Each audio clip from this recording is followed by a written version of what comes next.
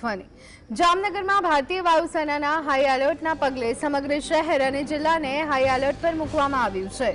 જો કે બંને દેશો વચ્ચે સીઝફાયર પર સહમતિ બનતા બ્લેકઆઉટ હટાવી દેવાયું।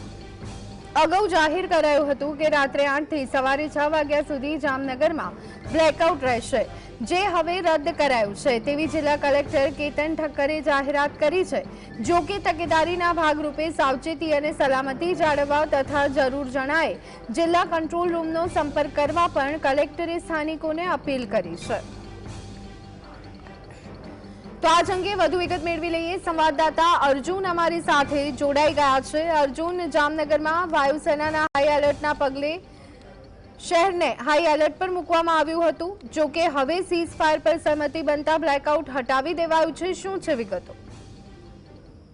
જામનગરમાં જે ભારત અને પાકિસ્તાનના જે યુદ્ધ જેવી પરિસ્થિતિને લઈ અને જે હાઈ એલર્ટ જાહેર કરવામાં આવ્યું હતું એરફોર્સ દ્વારા તેમજ જે વહીવટી તંત્ર દ્વારા જે બ્લેકઆઉટ જે રાત્રિના 8 વાગ્યાથી લઈ અને સવારના 6 વાગ્યા સુધી બ્લેકઆઉટ જાહેર કરવામાં આવ્યું હતું, પરંતુ જે વિદેશ મંત્રાલય દ્વારા જે જાહેરાત કરવામાં આવી છે ભારત અને જે પાકિસ્તાન વચ્ચે જે સીઝ ફાયર નું જે નક્કી કરવામાં આવ્યું છે તેને લઈ અને અત્યારે હાલ જે જિલ્લા કલેક્ટર દ્વારા જે બ્લેકઆઉટ છે તેને અત્યારે હટાવી લેવામાં આવ્યું છે અને પરિસ્થિતિ એકદમ જે સંપૂર્ણપણે જે રાબેતા મુજબ હતી તે રીતના અત્યારે થઈ ગઈ છે। કલેક્ટર દ્વારા જણાવવામાં આવ્યું છે કે લોકોને સાવચેત રહેવા માટે ખાસ તો અપીલ કરવામાં આવી છે। કોઈ પણ પ્રકારની જો પરિસ્થિતિ તેમને બરાબર ન લાગે તો લોકોએ તાત્કાલિક કંટ્રોલ રૂમનો અને જે કલેક્ટરનો સંપર્ક કરવા માટે પણ જે છે તે સૂચના આપવામાં આવી છે।